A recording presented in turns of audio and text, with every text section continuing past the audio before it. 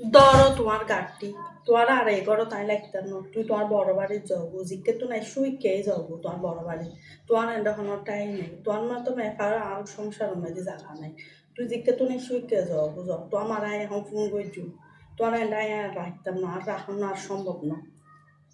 আম্মু, শাশুড়ি তো আমাকে শ্বশুর বাড়িতে রাখতেই চাচ্ছে না, আমার গাট্টি কুস্তা সবগুলো ফালাই দিছে, বলতেছে আমাকে নাকি রাখবে না। আমি কি করছি?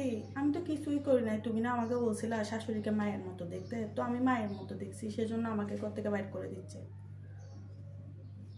ও, আমি ওই যে তুমি না বলছিলা শাশুড়িকে মায়ের মতো দেখতে, তো তোমার মতো দেখে আমি শাশুড়ি কাজ করতে বললে আমি বলছি তোমার কাজ তুমি করো, আর তোমার কাজ আমি কেন করব। আর সকাল 10টা বাজে ঘুম থেকে উঠছি, আর যখন যা ইচ্ছা নিজে নিজে খেয়ে বসে থাকছি, কারোর জন্য অপেক্ষা করে নেই, আর যখন ইচ্ছা বাইরে ঘুরতে চলে গেছি, সেজন্য উনি রাগ করছে।